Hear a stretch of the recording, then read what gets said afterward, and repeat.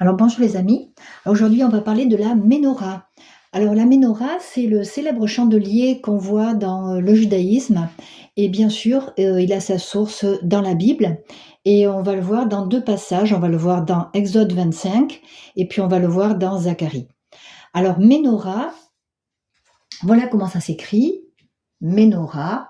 Eh bien en fait il y a le même qui veut dire quelque chose qui porte, qui contient, et puis on a Nora qui veut dire lampe. Et en effet, Ménorah, c'est le chandelier qui porte les lampes. Voilà, donc dans Exode 25 au chapitre 31, Dieu dit à Moïse, tu feras dans le cadre de la construction du tabernacle, qui est la tente de la rencontre, où Dieu va se rencontrer avec le peuple, il dit, tu feras un chandelier d'or pur, il sera d'or battu. Alors, ici, le mot chandelier, comme c'est chandelier d'or, ça va être Ménorat, parce qu'ici, il y a un nom qui le complète. Voilà, quand un mot finit par un « hé », et qu'il y a un autre mot qui le complète à côté, eh bien, le « hé » va se transformer en « tav ». Voilà, donc ce chandelier, il est en or pur. Alors, l'or pur, bien sûr, ça nous parle de Dieu. Et ce chandelier, c'est l'image du Messie qui porte la lumière et or pur, parce qu'en fait, il est homme, on l'avait vu, mais il est aussi Dieu. Et il sera d'or battu. Alors, qu'est-ce que c'est de l'or battu? C'est de l'or c'est-à-dire que il a été façonné, frappé au marteau. Il n'a pas été coulé dans un moule. Et ça nous annonce les souffrances du Messie. Alors, on poursuit la description de ce chandelier.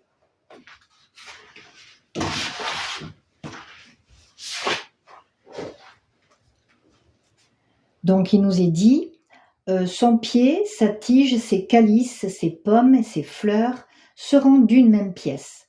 6 branches sortiront de ses côtés. Alors, branche, ça se dit kanim. Voyez, et ça commence par un kouf. Et on a vu que le kouf, eh bien, ça nous parle de la lumière qui se lève, comme le soleil qui se lève. Et en effet, des branches, des branches, ça se lève, ça va vers le haut, les branches, n'est-ce pas? Voilà. Et ces branches, 6 branches sortiront de ses côtés. Et là, il y a une symbolique, c'est-à-dire que 6, ça nous parle de l'homme. Et ça va nous parler. Et on a vu aussi le tzadé, tzad, ça veut dire côté, mais ce tzadé, cette lettre s'appelle tzadé, ça nous parle de naissance, ça nous parle d'un germe, ça nous parle de naissance.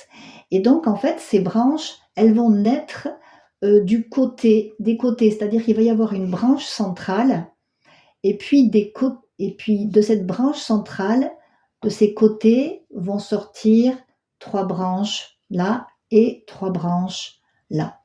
Voilà. Donc, ces 6 branches qui sortent de ces côtés nous parlent des hommes qui vont naître du Messie. Voilà, comme une nouvelle naissance. Alors, j'ai fait un petit dessin pour qu'on puisse reprendre ça d'une manière peut-être plus claire.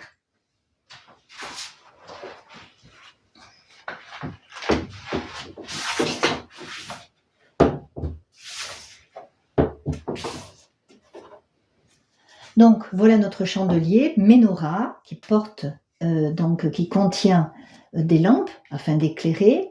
Il est d'or pur. Donc du coup, les branches qui sont tirées, les branches kanim qui sont tirées sont aussi d'or. Il est d'or battu. Ça nous parle donc des souffrances du Messie. Et donc c'est grâce aux souffrances du Messie que nous naissons. Et vous voyez que, comme il est dit kanim avec ce couvre qui va vers le haut, eh bien on est élevé. On est élevé, tout comme le Messie est élevé, on est élevé. Et ça nous parle aussi de la résurrection et aussi de notre résurrection. Et puis il est dit, verset 36, que ce chandelier, il sera d'une seule pièce. Alors une seule pièce, c'est un, ça veut dire, ça s'écrit un, et là, comme c'est au féminin, ça se dit arat. Quand c'est au masculin, ça se dit erad. Erad, c'est un, arat, c'est une. Donc là, on a 6 branches, plus une, qui donne 7. 6, le chiffre de l'homme, 1, le chiffre de Dieu, et qui donne 7, quelque chose qui est parfait, quelque chose qui est achevé, et qui est selon le cœur de Dieu. Donc, le cœur de Dieu, c'est qu'on soit un avec lui, on fait partie de sa nature, et on est élevé avec lui pour briller. Et puis maintenant, on va jeter un œil sur Zacharie 4, parce que je trouve qu'il y a vraiment quelque chose de magnifique. Alors, à la différence de Exode, ici, il s'agit d'une vision. Donc, ce n'est pas exactement le même chandelier. C'est le même, il y a quelque chose en plus.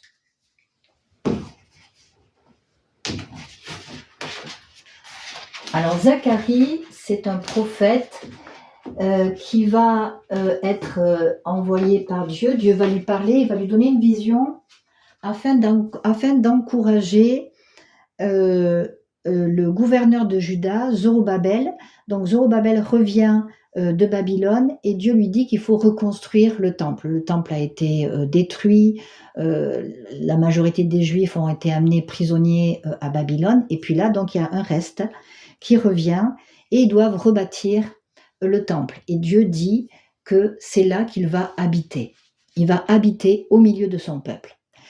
Et comme la tâche est énorme, eh bien, Dieu va encourager à travers cette vision, il va encourager Zorobabel. Alors, il nous est donc dans cette vision, voilà ce que Zacharie dit. Il dit « Je regarde, et voici, il y a un chandelier tout en or, donc c'est pareil,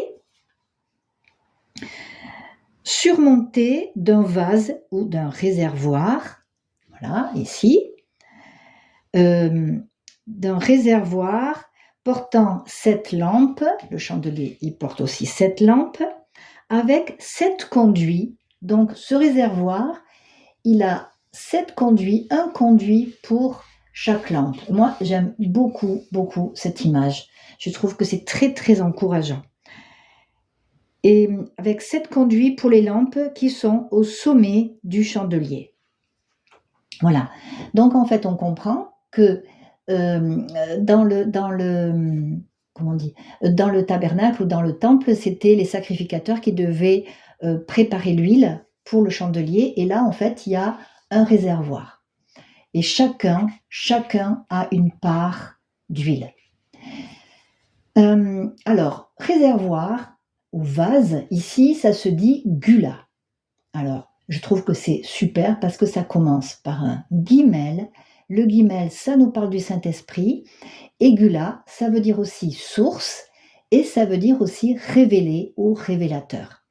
Donc, ça nous dit quoi? Ça nous dit en fait qu'on a au-dessus de nous, au-dessus des croyants qui sont unis avec Dieu, eh bien il y a l'Esprit de Dieu qui va faire couler sa vie, ses révélations, afin que notre flamme soit entretenue et qu'on puisse être une lumière. Et donc, qu'est-ce que c'est confirmé par la signification que Dieu donne à Zacharie. Il lui dit c'est la parole que l'Éternel adresse à Zorobabel. Ce n'est ni par la puissance, ni par la force, mais c'est par mon esprit, dit l'Éternel des armées. Donc en fait, qu'est-ce qu'il veut dire là? Il veut dire là, eh bien voilà Zorobabel, je t'ai demandé de construire ce temple où je vais habiter. Donc moi je trouve que c'est une belle image aussi de ce temple, en fait, cette unité avec Dieu. Eh bien c'est pas par votre force, c'est pas par ta force que tu vas le faire, mais c'est par mon esprit. Et là on a ici justement Gula, on a ici ce guimel qui nous dit en fait que c'est par son esprit que on va et bien être cette lumière, être ce temple, de Dieu. Voilà et bien, voilà, j'espère que pour vous ça a été, clair et je vous dis à bientôt et si ça vous a plu, mettez un pouce. Au revoir.